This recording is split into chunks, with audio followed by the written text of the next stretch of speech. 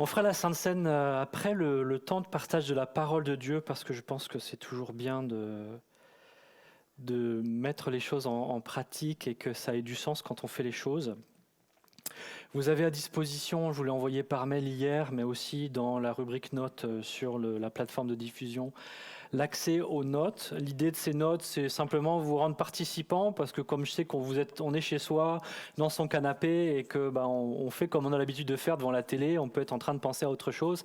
Et je me dis que de se rendre acteur de l'enseignement du message, ça peut être extrêmement positif, non seulement parce que ça nous aide à rester concentrés, mais aussi parce que ça nous aide à prendre au sérieux ce qu'on est en train de recevoir pour justement méditer ensemble de comment on va le mettre en pratique. C'est le but de l'enseignement de la parole de Dieu. Si c'est pas pour le mettre en pratique, ça ne sert à rien.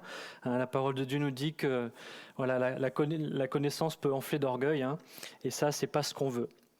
Alors, on continue aujourd'hui notre série Réforme sur les 7 lettres que Jésus adresse aux 7 églises dans les premiers chapitres de l'Apocalypse. Si vous n'avez pas encore eu l'occasion de suivre tous les messages de la série, ils sont disponibles sur notre chaîne YouTube, mais aussi sur notre site Internet. Jésus est celui qui bâtit son Église, amen. Et il est au milieu d'elle, il veille à sa sanctification. Dans ces différentes lettres que l'on a déjà pu aborder, nous avons vu combien le Seigneur appelle les siens à se réformer afin que l'Église toujours puisse donner toute la gloire au Seigneur. Aujourd'hui, j'aimerais que nous puissions nous intéresser donc à la lettre que Jésus adresse à l'église de Sardes. Et donc, nous lisons ensemble dans Apocalypse, chapitre 3, à partir donc du verset 1er jusqu'au verset 6. Écrit à l'ange de l'église de Sardes, voici ce que dit celui qui a les 7 esprits de Dieu et les 7 étoiles. Je connais tes œuvres. Je sais que tu passes pour être vivant, mais tu es mort. Sois vigilant et affermis le reste qui est près de mourir, car je n'ai pas trouvé tes œuvres parfaites devant mon Dieu. Rappelle-toi donc comment tu as reçu et entendu la parole. Garde-la et repens-toi.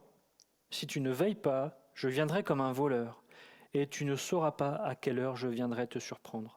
Cependant, tu as à Sardes quelques hommes qui n'ont pas souillé leurs vêtements. Ils marcheront avec moi en vêtements blancs, parce qu'ils en sont dignes. Celui qui vaincra sera ainsi vêtu de vêtements blancs. Je n'effacerai point son nom du livre de vie, et je confesserai son nom devant notre Père, devant mon Père et devant ses anges. Que celui qui a des oreilles entende ce que l'Esprit dit aux églises. Amen. Alors, Sardes est une ville en déclin. Pour peut-être remettre un petit peu le contexte de cette ville et aussi de cette église qui est dans le déclin comme cette ville. La ville de Sardes se situe environ à 50 km au sud de Thyatire. Elle a été fondée sur le mont Tmol. Alors c'est un peu difficile à prononcer, le mont Tmol. Et donc, elle était environ à 460 mètres de hauteur. Donc, c'est une ville qui était plutôt bien protégée, puisqu'il n'y avait même qu'un seul chemin pour y accéder. Sardes a eu une histoire riche, et c'est le cas de le dire. Si je vous parle de Pactole, et si je vous parle de Crésus, à quoi ça vous fait penser? Naturellement, je pense que ça vous fait penser à la richesse. Tout simplement, pourquoi? Parce que, le Pactole, c'est une rivière qui passe au pourtour de la ville de Sardes, et Crésus a été un des rois de la ville. Alors, dans cette rivière, la Pactole, ou le Pactole, je ne sais pas comment on dit, en fait, il y avait une énorme quantité d'or. Si bien que cette richesse a fait toute la joie de la ville de Sardes, et notamment d'un de ses rois les plus connus, Crésus, puisqu'on dit « riche comme Crésus ». Sardes était tellement riche et qu'ils avaient besoin de démontrer leur richesse que c'est même eux qui finalement les premiers ont marqué leur monnaie. Voilà. Si aujourd'hui on a des effigies sur notre monnaie, c'est grâce à Crésus et à la ville de Sardes. Donc Sardes, dans son passé lointain, a été une ville extrêmement riche et puissante. C'était considéré comme une ville imprenable. Mais un jour, l'histoire nous rapporte que Crésus, donc ce roi extrêmement riche grâce au Pactole, eh bien, s'est lancé en guerre contre le roi Cyrus. Et suite à une cuisante défaite, Crésus va retourner dans sa ville, histoire de récupérer un petit peu et de pouvoir attirer avec lui une nouvelle armée pour pouvoir répondre dans cette bataille qu'il avait entamée contre Cyrus. Et une fois arrivé dans cette ville qu'il lui considérait imprenable parce qu'il n'y avait qu'une route pour y accéder, elle était en hauteur, donc pour lui tout allait bien, donc il va se coucher en se disant voilà, demain ça ira mieux, on va reprendre des forces et puis on va retourner à la bataille. Sauf qu'ils étaient tellement sûrs d'eux-mêmes qu'ils n'ont pas fait surveiller les falaises, parce que pour eux c'était impossible à surmonter. Sauf que les soldats de Cyrus ont escaladé et rapidement et facilement ont pu prendre possession de la ville. Donc à son réveil, Crésus a été étonné, mais dans le mauvais sens, de voir que finalement sa ville était entre les mains de Cyrus. Son orgueil l'avait aveuglé. Et depuis ce temps-là, même s'il y a eu différentes périodes dans l'histoire de cette ville, depuis ce temps-là en tout cas, la ville de Sardes a été en déclin. À cause de l'orgueil, à cause de la confiance qu'ils avaient mis dans leur richesse et dans leur propre capacité à gérer leur avenir, cette ville n'a fait que décliner dans l'histoire. Et même à un moment donné, elle a été complètement détruite, puisqu'il y a eu un grand tremblement de terre. Elle a été reconstruite au temps de l'Empire romain, mais elle n'a jamais véritablement récupéré la gloire qui était la sienne à l'époque de Crésus. Et ce qu'on peut constater dans ce qu'on vient de lire, c'est que finalement Jésus nous dit la même chose à propos de l'Église. Cette ville de Sardes est en déclin, en déchéance, mais l'Église l'est tout autant. Et les propos que Jésus prend ici sont graves. Il dit à cette Église qu'elle est morte. C'est terrible. Relisons le verset 1, il dit ceci, « Voici ce que dit celui qui a les 7 esprits de Dieu et les 7 étoiles. Je connais tes œuvres, je sais que tu passes pour être vivant et tu es mort. » Ici, Jésus semble nous donner une parole sans espoir.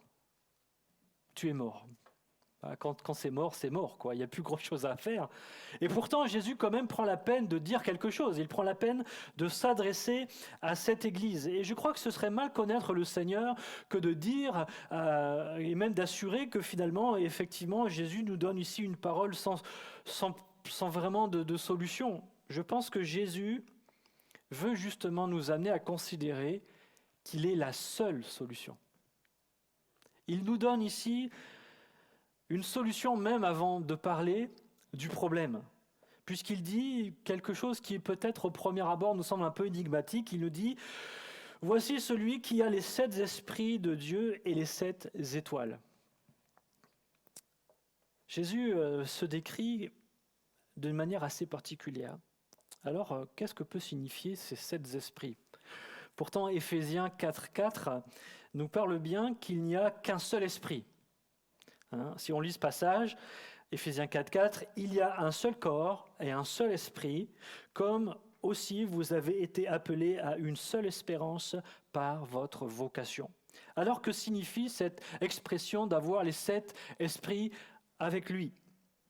Eh bien, je pense que c'est le texte d'Ésaïe, chapitre 11, en partie en tout cas, Ésaïe 11, verset 2, qui nous donne une réponse, en tout cas une partie de la réponse, puisque dans ce passage, il est question de 7 aspects différents à propos de l'Esprit de Dieu. Il est question de l'Esprit de l'Éternel qui reposera sur lui, un esprit de sagesse, un esprit d'intelligence, un esprit de conseil, un esprit de force, un esprit de connaissance et de crainte de l'Éternel.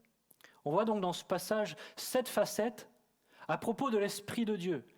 Esprit éternel, de sagesse, d'intelligence, de conseil, de force, de connaissance et de crainte de l'Éternel. Et puis on a aussi un autre passage dans Zacharie 4, 1 à 10, on ne va pas le lire, mais où dans ce passage, le Saint-Esprit est décrit comme un chandelier à 7 branches qui porte 7 lumières. En fait, ces passages qui nous donnent ces 7 images à propos du Saint-Esprit, finalement, nous parlent de la plénitude du Saint-Esprit.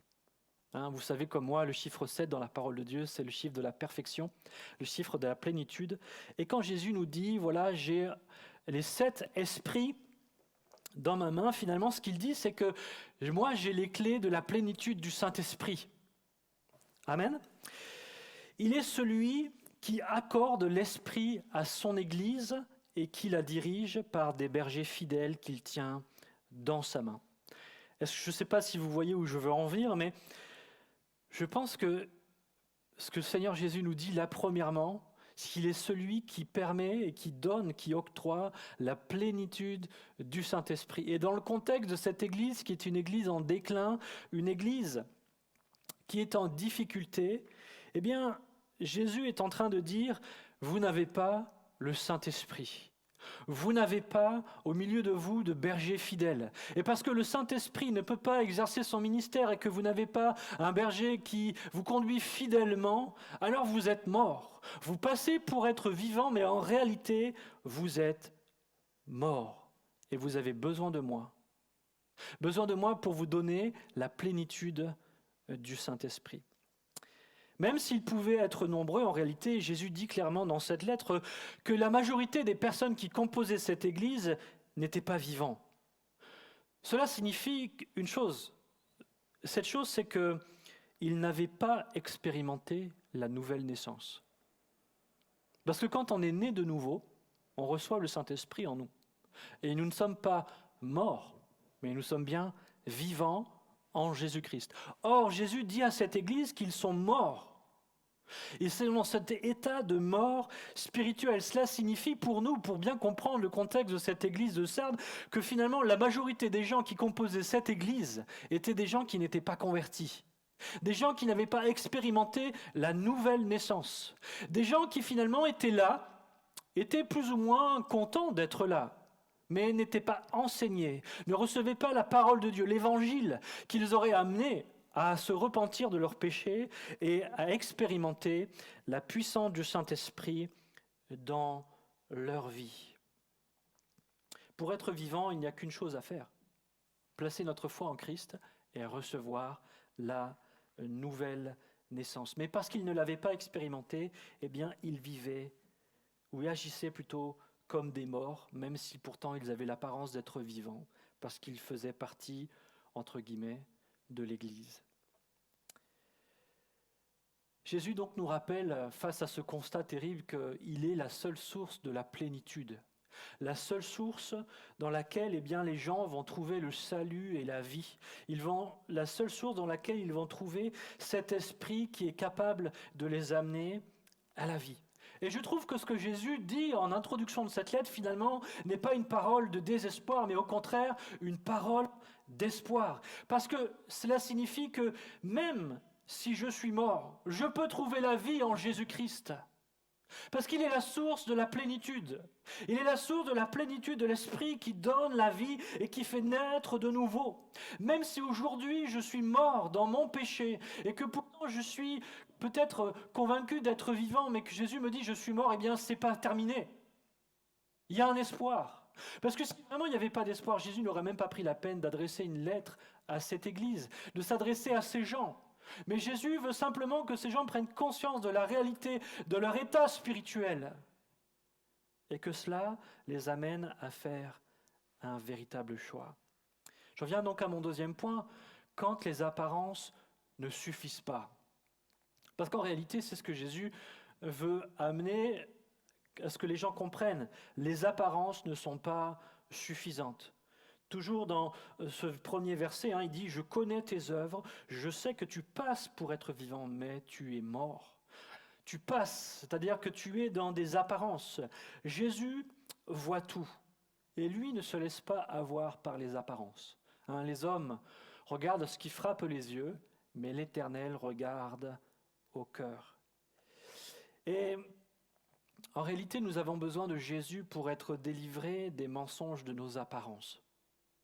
Et tous, en tant qu'humains, nous sommes tentés finalement de croire à nos propres apparences. Et vous savez pourquoi on finit par y croire même? Peut-être au départ, on sait qu'on fait semblant, on sait qu'on n'est pas tout à fait comme on paraît être. Mais on finit avec le temps par y croire. Pourquoi? Parce que les gens qui sont autour de nous et à qui on envoie une apparence, eux nous renvoient que cette apparence, eux la considèrent comme vraie. Donc, si dans le regard des autres, cela paraît être vrai, c'est que peut-être finalement c'est vrai. Donc, finalement, on s'auto-convainc au travers du regard des autres et de ce que les autres nous renvoient à propos de nous-mêmes que peut-être cette apparence que l'on a envoyée, elle est réelle. C'est un peu l'image des étoiles. Vous connaissez tous ce principe que la lumière se déplace à une certaine vitesse. Ok, ça c'est un principe physique. Cela veut dire que la lumière du soleil que l'on voit, ou la lumière que la lune nous renvoie, ou la lumière des étoiles que l'on perçoit la nuit, n'est pas la lumière que l'étoile envoie d'une manière instantanée. Ça veut dire que ce que nous percevons, peut-être, ça fait des milliers d'années que l'étoile nous l'a envoyé, mais elle nous parvient à nous seulement maintenant, parce qu'elle est très éloignée, et il faut le temps que la lumière envoie son signal. Donc ça veut dire qu'aujourd'hui, nous pouvons percevoir la lumière d'étoiles qui peut-être sont mortes depuis longtemps. Donc en apparence, elles sont vivantes. Mais en réalité, elles sont peut-être mortes. Et c'est la même chose pour nous, Église et individus. Parfois, nous renvoyons une image, mais la réalité, c'est tout autre. Nous sommes peut-être morts à l'intérieur. Et c'est ce qu'était cette Église, d'apparence vivante, mais morte en réalité. Elle semblait vivante, ça veut dire que de manière visible, elle semblait pratiquer des choses qui laissaient penser à. Certainement, elle célébrait des cultes, l'Église se réunissait. Probablement, elle était engagée dans des œuvres sociales, à prendre soin des plus démunis. Mais Jésus dit au verset 2, « Sois vigilant et affermis le reste qui est près de mourir, car je n'ai pas trouvé tes œuvres parfaites devant mon Dieu. » Et Jésus dit à cette Église, « Tes œuvres ne sont pas satisfaisantes. Elles plaisent peut-être aux hommes, mais à moi, elles ne manifestent pas la sainteté de Dieu. » Cette église de Sardes était apparemment active, mais la vie, en fait, n'était pas là. La vie de Dieu. L'action du Saint-Esprit n'était pas là. Elle avait la liturgie, elle avait les œuvres sociales, mais ce qui donnait la vie n'était pas au milieu d'eux. Cette église, comme je vous l'ai dit, était majoritairement composée de personnes inconverties, et probablement on n'y prêchait plus réellement la parole de Dieu. On y prêchait un message plutôt universaliste, une bonne morale, quelque chose qui plaisait aux oreilles de l'humanité, mais pas l'évangile, une parole de vie, une parole qui change les cœurs, une parole qui change la manière même de percevoir les choses.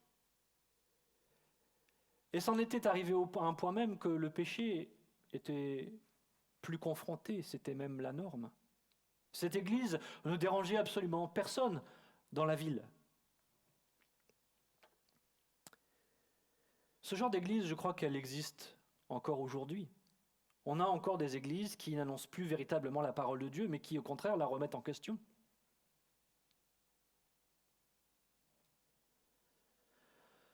On a des églises où il y a encore des tas de rites et de traditions, mais où la vie de l'esprit n'est plus en son sein. Il n'y a pas de conversion, pas de changement de vie, pas de changement de cœur, parce qu'on n'y annonce plus le cœur de l'Évangile. On a la forme, on a les apparences, on a même l'engagement social, l'engagement dans la vie, l'engagement pour les plus démunis, mais on n'apporte pas l'essentiel, la possibilité d'entendre l'Évangile, cette parole de vie qui transforme les cœurs. En réalité, Christ n'avait pas changé leur vie comme dans ces églises d'aujourd'hui où Christ est une référence historique, culturelle, mais pas une personne vivante capable de changer les cœurs et les vies. Comment est-ce que c'est possible d'en arriver là? On a l'exemple de Samson, que vous pouvez lire dans Juge 16. Samson, c'était un homme appelé par Dieu pour libérer et conduire Israël dans un temps de compromission où chacun faisait ce que bon lui semblait et où les ennemis avaient pris domination sur Israël. Il avait reçu de la part de l'Éternel une grande force, justement pour vaincre les ennemis et libérer Israël de sa captivité. Et pour que cette force lui soit accordée, eh bien, Dieu avait demandé aux parents de Samson de consacrer cet enfant. Et en tant qu'adulte, il devait rester pleinement consacré à l'Éternel. Et le signe extérieur de cette consécration, eh bien, c'était sa longue chevelure. Aucun rasoir ne devait passer sur sa tête comme un signe extérieur d'une consécration intérieure. Mais l'histoire nous montre que, même si en apparence Samson était un héros apprécié par Israël, capable de faire de grands exploits qui impressionnaient le monde, en réalité, Samson rapidement est tombé dans le péché, dans le compromis et même dans l'orgueil. Il mettait une confiance aveugle dans sa propre force. Il s'est laissé séduire facilement et a brisé son vœu de consécration. Souvent, on considère que Samson a perdu sa force quand on lui a coupé les cheveux. Mais je pense que c'est faux. Parce que le signe de sa consécration, ses cheveux n'étaient qu'un signe extérieur. Le Seigneur demandait une consécration d'abord du cœur. Et Samson a résilié, il a annulé sa consécration au moment où il a révélé le secret de sa force. C'est-à-dire qu'il a dilapidé, comme si c'était quelque chose qui n'était pas vraiment important à ses yeux.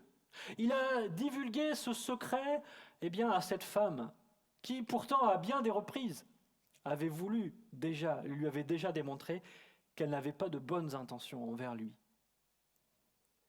Et au moment où il révèle son secret, la Bible nous dit que l'Éternel s'était retiré de lui, mais qu'il ne s'en était pas rendu compte. C'est terrible. La force de l'Éternel, l'avait quitté, mais lui ne s'en était pas rendu compte. Et je pense que pour Sardes, c'était la même chose. Ils avaient bien commencé.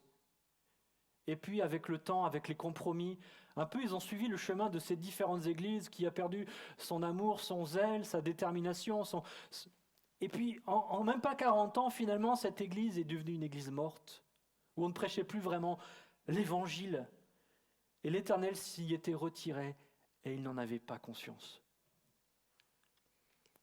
Samson était dans les apparences, mais en réalité, son péché l'a conduit à devenir misérable, esclave, aveugle et emprisonné. Et il ne faut pas se raconter des histoires, le péché produit le même effet dans notre vie à chacun. Le péché nous rend esclaves, aveugles, insensibles, si bien que la présence de l'Éternel n'est peut-être plus dans notre vie ou sur notre vie qu'on ne s'en rendrait même pas compte. Parce que le péché endurcit notre cœur et vient comme nous aveugler dans la perception des réalités spirituelles. Le danger dans ce genre de situation où finalement on est ouvert avec les choses du monde et avec le péché, le compromis, c'est que on finit par renier ce qui vraiment nous donne la vie. Et nous l'avons vu, Jésus est la source de la plénitude de la vie. Se contenter d'une forme extérieure de piété, tout en rejetant ce que ça implique réellement comme engagement et comme consécration. Et je crois que le Seigneur veut nous interpeller ce matin d'une manière individuelle. Ma question est celle-ci, c'est « Suis-je réellement vivant ?» Ou bien est-ce que j'ai l'illusion de l'être ? Ce n'est pas parce que je vais à l'église, c'est pas parce que je prie, c'est pas parce que je lis ma Bible que je suis vivant. N'importe qui peut prier, n'importe qui peut lire sa Bible, n'importe qui peut aller à l'église. Ce n'est pas parce que je fais du bien que je suis vivant. Je connais des tas de gens bien qui ne croient pas en Dieu et qui cherchent à faire le bien, cherchent à être une source d'encouragement pour les gens autour d'eux. Le monde associatif est plein de gens qui veulent faire du bien. Et je dirais même que ce n'est pas parce que je crois en Dieu que je suis vivant. Les démons croient en Dieu. Je deviens vivant uniquement par la foi en Jésus. Parce que c'est lui qui me donne son esprit vivifiant, et c'est cet esprit qui me délivre de ce qui produit la mort en moi. C'est Jésus qui me fait mourir à mon ancienne vie et qui me fait naître de nouveau en lui. Romains 5, versets 17 à 19 nous dit « Si par l'offense d'un seul, la mort a régné par lui seul, à plus forte raison, ceux qui reçoivent l'abondance de la grâce et du don de la justice régneront-ils dans la vie par Jésus-Christ lui seul? Ainsi donc, comme par une seule offense, la condamnation a atteint tous les hommes, de même, par un seul acte de justice, la justification qui donne la vie s'étend à tous les hommes. Car, comme par la désobéissance d'un seul homme, beaucoup ont été rendus pécheurs, de même, par l'obéissance d'un seul, beaucoup seront rendus justes. » Ça nous parle d'un vêtement blanc dans ce passage, dans le passage d'Apocalypse que nous avons lu tout à l'heure en introduction. Être revêtu d'un vêtement blanc. Jésus nous dit que, en gros, je suis rendu vivant par lui lorsque, par sa grâce, je place ma foi en lui, reconnaissant ma misère, mon péché, mon besoin de lui. Ça, c'est le b.a.-ba de la foi. Hein. Reconnaître qu'il est mon sauveur, c'est ça. C'est ainsi que je vais quitter mes vêtements souillés, puisque je reconnais mon péché, je reconnais ma misère, et que je considère que lui, il est la source de mon salut. Alors je vais me dépouiller de mes vêtements souillés, et je me revêts d'un vêtement blanc, un vêtement de justice. C'est une image, ce vêtement blanc, pour nous parler de notre justification en Jésus. C'est John MacArthur, un pasteur américain, qui a dit « Dieu a traité Christ à la croix comme s'il avait vécu notre vie de péché, afin de pouvoir me traiter comme si j'avais vécu la vie de justice et de droiture parfaite de Christ. » C'est ça la justification. Et parce que Christ a vécu une vie sans défaut, sans tache, et parce que je place ma foi en lui, alors je suis revêtu d'un vêtement blanc, sans tache, sans défaut. Je crois que le Seigneur ce matin appelle plusieurs à quitter les apparences spirituelles qui mènent à la mort pour entrer pleinement dans sa vie et revêtir le vêtement blanc de sa justice. Parce que je crois que beaucoup viennent à l'église, prient, lisent leur Bible, mais n'ont jamais réellement expérimenté la nouvelle naissance, n'ont jamais véritablement expérimenté une transformation du cœur et de l'intelligence par la puissance et la plénitude du Saint-Esprit. Il ne suffit pas de venir à l'église, il ne suffit pas de lire sa Bible, il ne suffit pas de prier. Cela ne sauve pas, ne change pas les cœurs, mais cela nous maintient simplement dans des apparences spirituelles.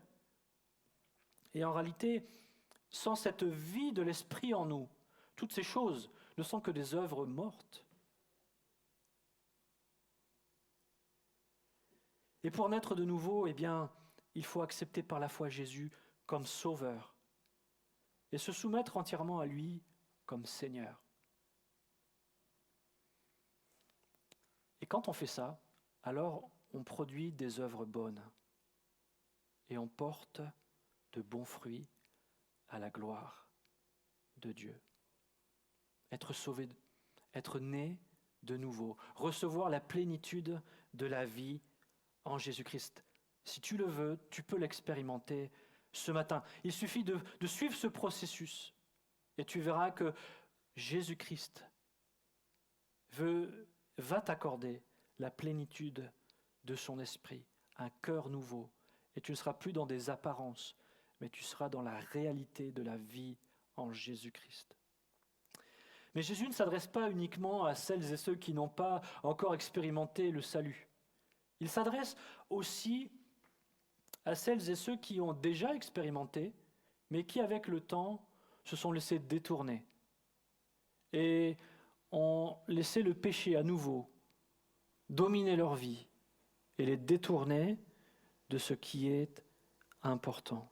Et il va donner 5 étapes pour que celles et ceux qui, justement, un jour ont vécu cette expérience, mais pour différentes raisons s'en sont éloignés, un peu comme Samson finalement, 5 étapes pour pouvoir revenir à lui, retrouver la vie qui semble être perdue. On peut lire ça dans Apocalypse 3, versets 2 à 3. « Sois vigilant et affermis le reste qui est près de mourir, car je n'ai pas trouvé tes œuvres parfaites devant mon Dieu. Rappelle-toi donc comment tu as reçu et entendu la parole. Garde-la et repens-toi. Si tu ne veilles pas, je viendrai comme un voleur, et tu ne sauras pas à quelle heure je viendrai te surprendre. » Dans ce passage, Jésus envoie un véritable avertissement. Il nous demande de nous préparer, d'être vigilants, de faire attention, parce que si on ne veille pas, le Seigneur peut nous surprendre comme un voleur. Et je crois que tout à l'heure Patrick l'a dit, il n'y a rien de pire finalement que de se retrouver face au Seigneur qui a à revenir et qu'on ne se voit pas prêt.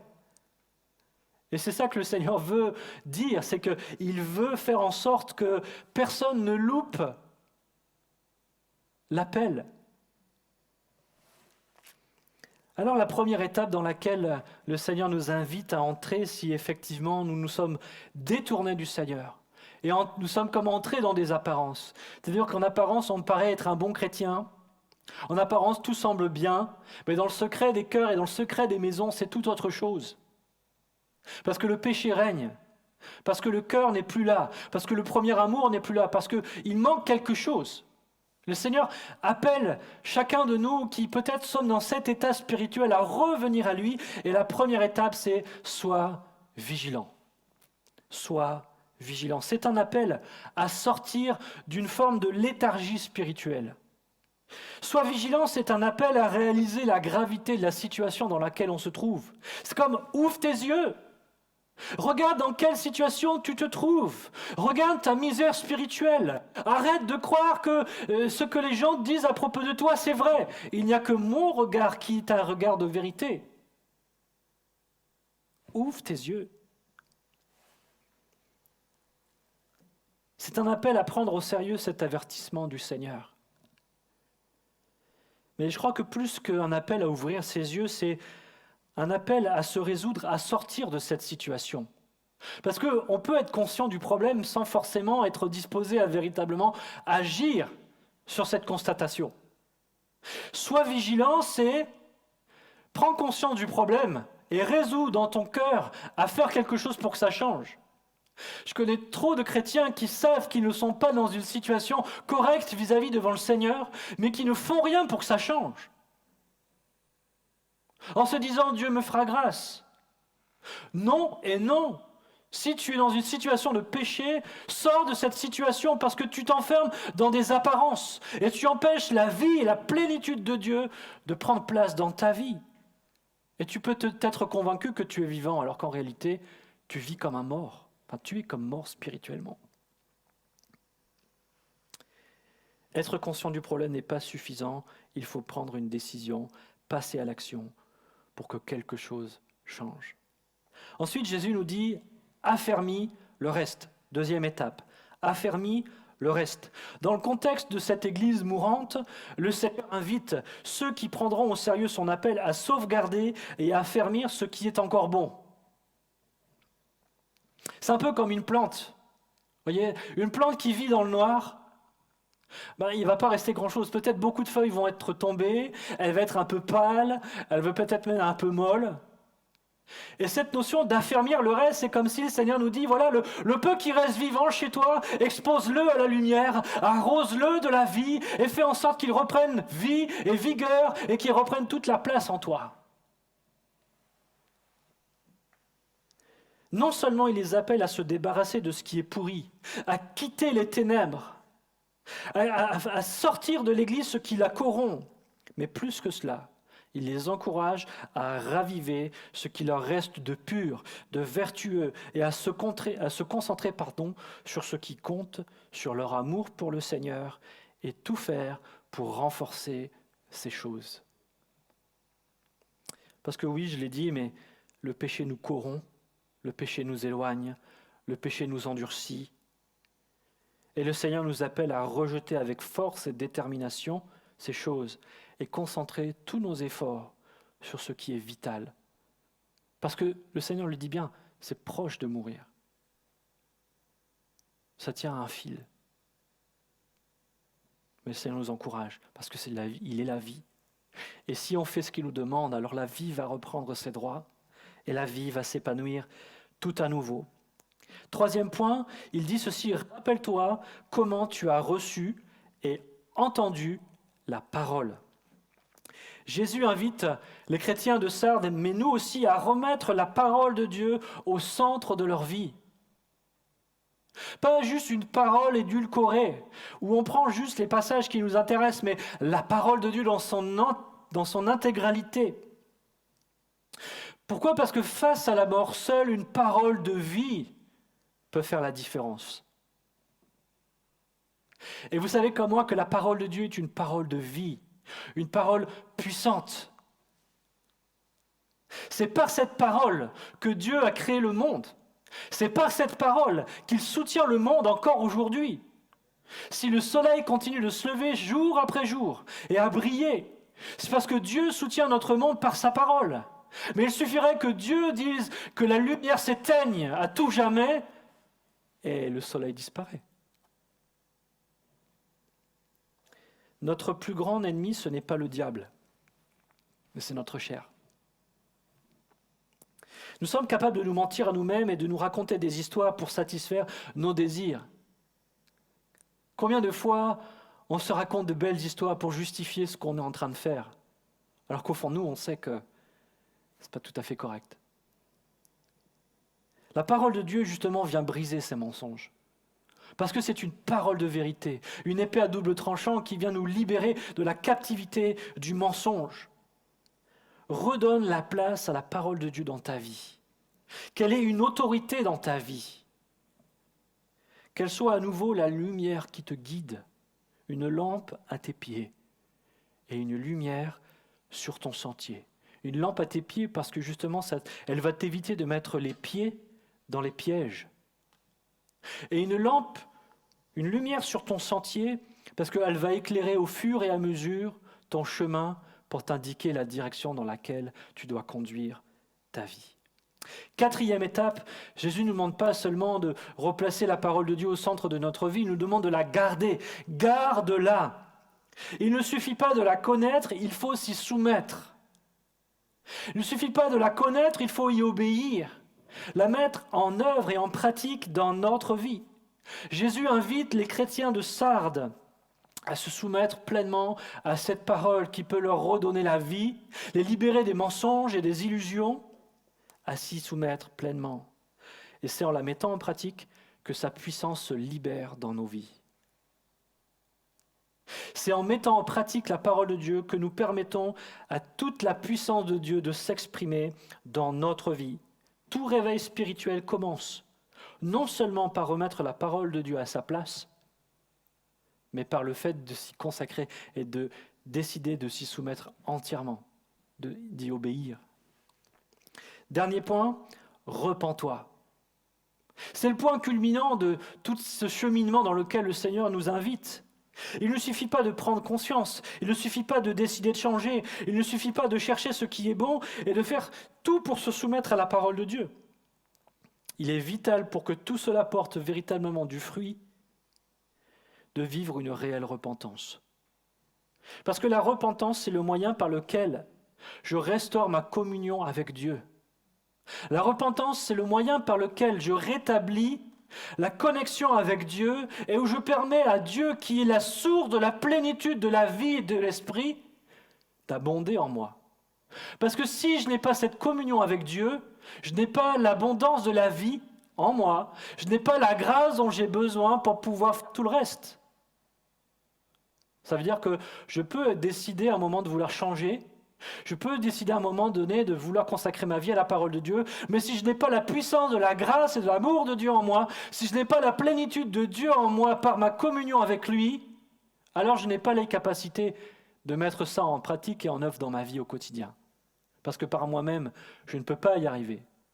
Sans une profonde et une réelle repentance et une communion restaurée avec Dieu, eh bien nous ne pratiquons que des œuvres religieuses. En apparence, ça passe, mais en réalité, ce ne sont que des illusions. Et le Seigneur nous appelle à nous repentir. Mon frère, ma sœur, si tu t'es éloigné de Dieu, si comme Samson tu t'es détourné pour t'attacher à un péché, à quelque chose qui a refroidi ton cœur et t'a amené à être un chrétien d'illusion, eh bien, repens-toi, reviens au Seigneur de tout ton cœur et tu recevras l'assurance qu'il te pardonne. Il te redonnera à nouveau cette vie dont tu as besoin pour ne plus être dans les apparences, mais pour être prêt. J'en arrive à ma conclusion. Le Seigneur nous avertit sur les dangers des apparences spirituelles. Et on est tous confrontés à un moment donné à ces choses. Nous pouvons croire être dans la foi, être vivants, alors que pourtant nous sommes morts dans notre péché.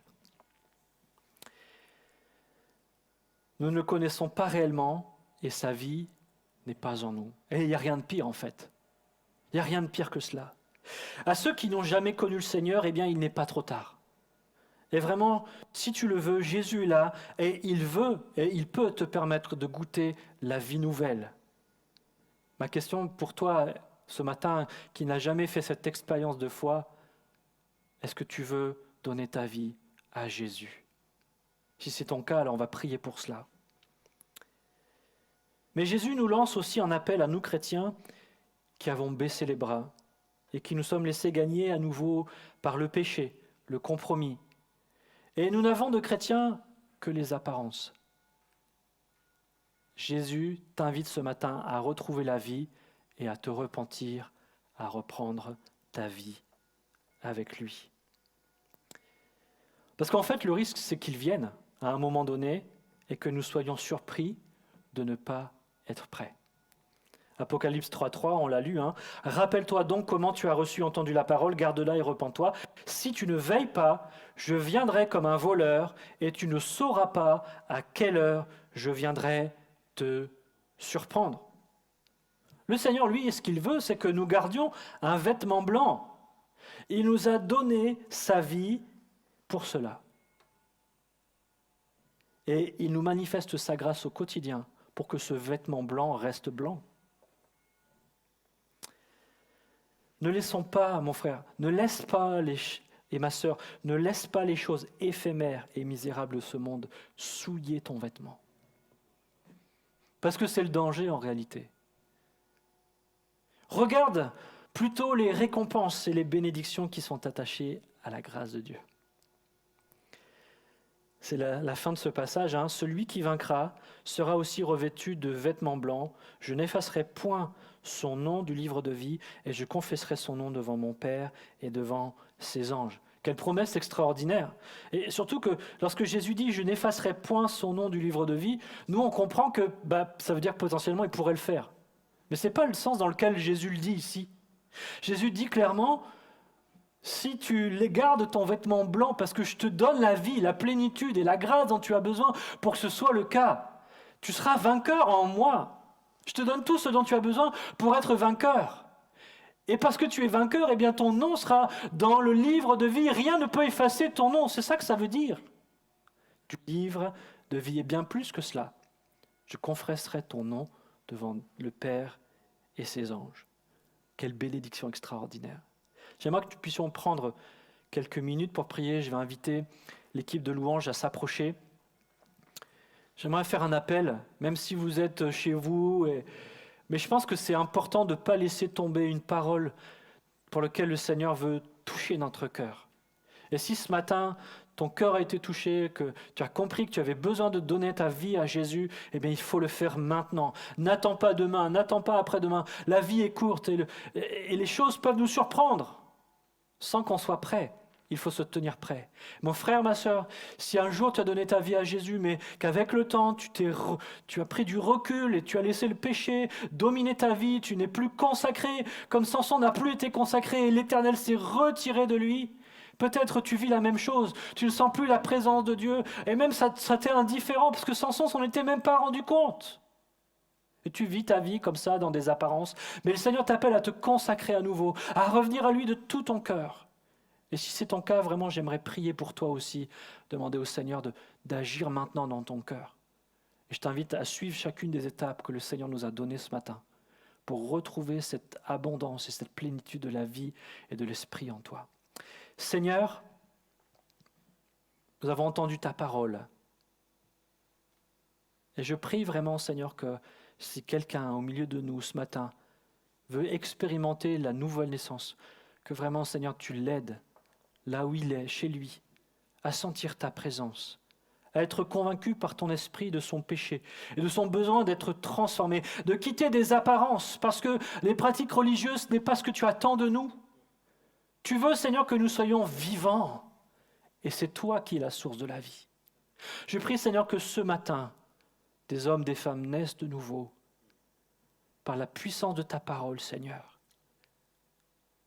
Et je vous encourage, suite à cette démarche, à prendre contact avec moi ou l'équipe pastorale pour qu'on puisse vous aider dans vos démarches spirituelles et vous aider à asseoir ce que vous avez reçu ce matin. Je prie maintenant pour nous, chrétiens, qui avons besoin peut-être de nous consacrer tout à nouveau, de retrouver l'abondance de la vie, de faire le choix de rejeter le péché en dehors de notre vie et de nous consacrer pleinement à la parole de Dieu.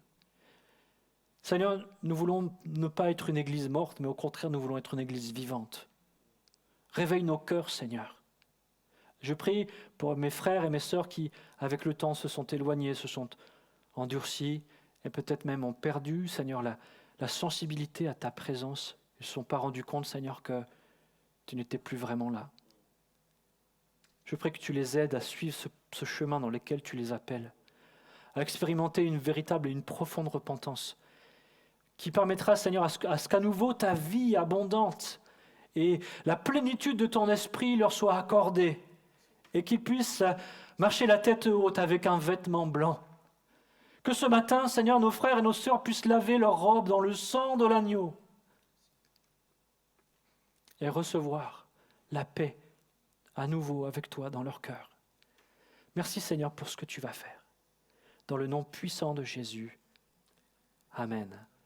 Versailles, une ville où il fait bon vivre, une ville connue pour son histoire, son roi, son château, son prestige, son charme et ses petites rues pittoresques, ses monuments, son architecture, mais aussi ses nombreux touristes. Mais Versailles, c'est aussi l'église évangélique Versailles-Clagny, une communauté réunie pour chanter et célébrer Dieu. Un endroit où la parole de Dieu est enseignée et où Jésus-Christ est proclamé comme sauveur. Un endroit où l'on peut prier ensemble et adorer Dieu, où on célèbre et chante le nom de Jésus, car il est celui qui fait toute la différence.